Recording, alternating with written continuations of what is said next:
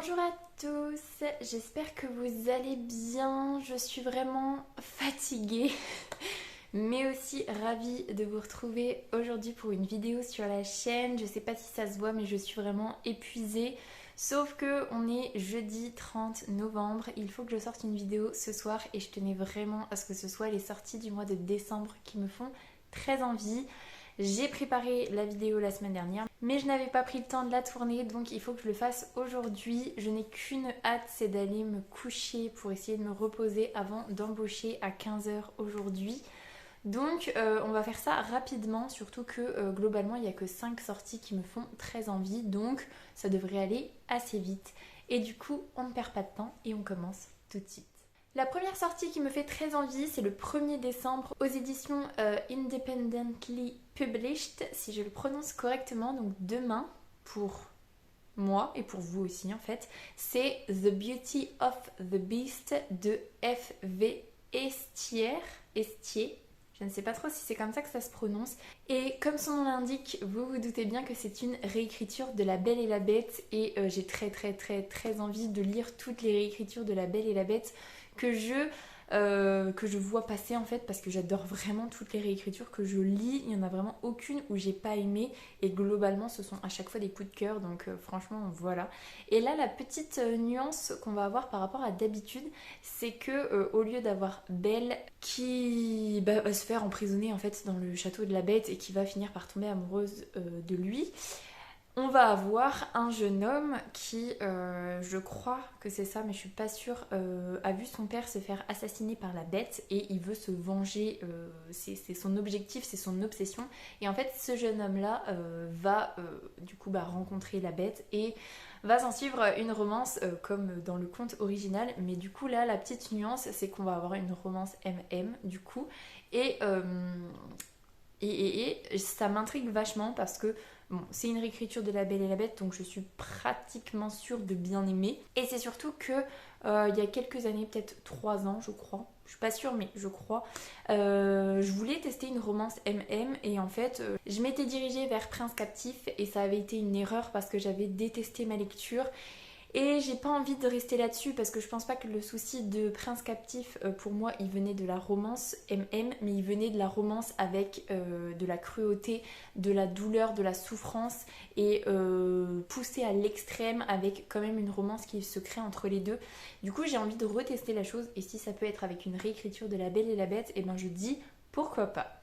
Ensuite, le 6 décembre, aux éditions Bookmark, sort le tome 1 des couronnes de Nyaxia. Et c'est Le Serpent et le Descendant de la Nuit. Et c'est de Carissa Broadbent. Pareil, je ne sais pas si c'est comme ça que ça se prononce. Et là, c'est trop bizarre parce que quand j'ai vu le résumé, je me suis dit, mais j'ai l'impression que je vous en ai déjà parlé de ce livre-là. Et en fait, j'ai regardé les mois précédents et visiblement non. Donc on va suivre une jeune fille qui est humaine et qui est la fille adoptive du roi des vampires de ce royaume-là. Donc elle essaye d'évoluer dans cette société vampire où elle est considérée comme une proie. Et du coup elle va participer à un tournoi pour essayer de sortir un petit peu de ce rôle entre guillemets de proie, bien qu'elle soit la fille adoptive du roi vampire, donc un peu protégée on va dire.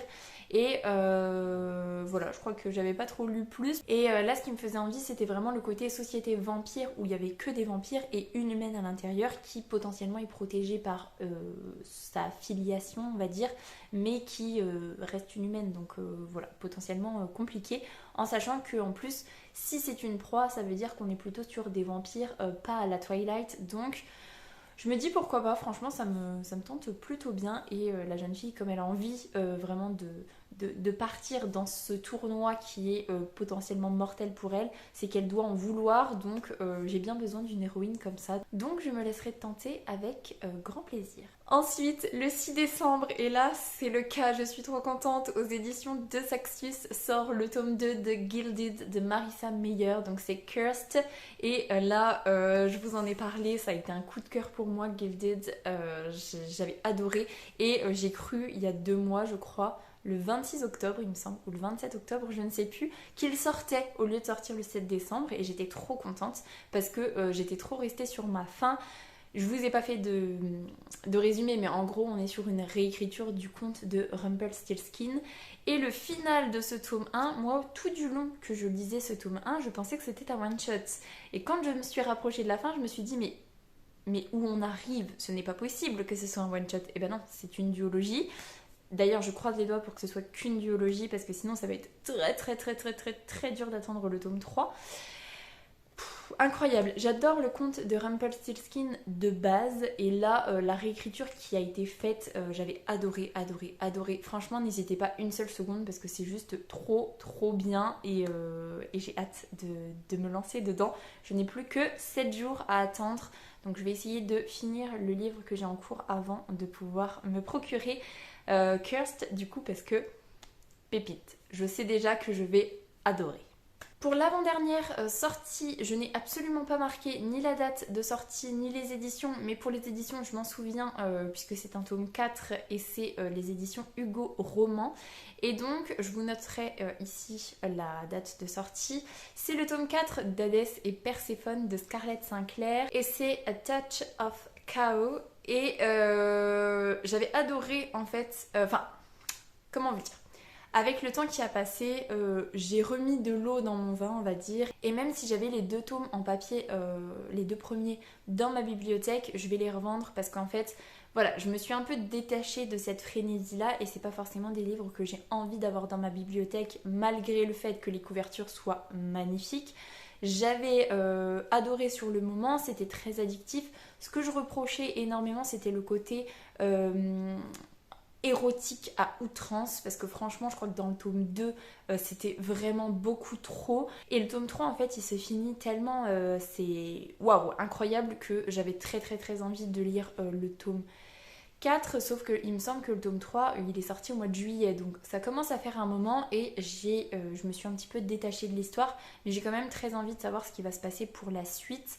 Après voilà, mon avis a un petit peu évolué, je sais que ça va être une lecture addictive, je sais que je vais beaucoup aimer quand je vais être dedans, je sais aussi que potentiellement le côté érotique peut m'agacer mais j'ai quand même très envie de le lire et je le lirai mais sur ma liseuse comme les 3 premiers tomes et du coup je n'achèterai pas le tome en version papier parce que voilà, je me suis détachée de cette histoire mais en tout cas sachez que à la date qui s'est inscrite ici sort le tome 4. Et ensuite, pour terminer, on a commencé avec une réécriture de La Belle et la Bête. Et ben on va terminer avec une réécriture de La Belle et la Bête puisque le 31 décembre aux éditions Cascara Press sort le tome 3 de La Belle et la Bête Make Her de Cassie Alexander. Je n'ai toujours pas lu le tome 1, essentiellement parce que je crois que c'est Elodie de Ingrid la lectrice m'a dit qu'elle n'avait pas tant aimé que ça. Bon, moi j'adore les réécritures de La Belle et la Bête, comme je vous disais tout à l'heure, donc globalement je me laisserai tenter quand même, mais c'est vrai que, bon, à voir, mais voilà, ça me tente toujours autant, et là le fait que le tome 3 sorte, ça me donne quand même un petit peu envie de découvrir le tome 1. Le tome 1, ça devait être Bend Her, et le tome 2, ça devait être Break Her, un truc dans le genre. J'ai très envie, donc visiblement le mois de décembre ça va être un mois spécifique La Belle et la Bête et ce n'est pas pour me déplaire, donc voilà. Du coup c'est tout pour les sorties du mois de décembre qui me font très envie, il n'y en a pas énormément et c'est pas plus mal. Il y a essentiellement des sorties sur les romans de Noël et comme je suis pas trop roman de Noël, bah du coup il y en a plein que je ne me suis même pas arrêtée sur le résumé en fait puisque bah voilà je suis pas romance de Noël à part si c'est dans des sagas que je lis déjà de base comme par exemple Noël à la petite boulangerie mais voilà, du coup on s'arrête là parce que je suis très fatiguée toujours et j'ai très envie d'aller me coucher. J'ai dit tout ce que j'avais à dire donc je vous laisse là-dessus. J'espère que cette vidéo vous aura plu. Si c'est le cas, n'hésitez pas à mettre un petit pouce dans les airs, à vous abonner à la chaîne et à venir discuter avec moi en commentaire. Ça me fera super plaisir. En attendant, je vous souhaite une très belle semaine, de très belles lectures et je vous dis à la semaine prochaine. Salut!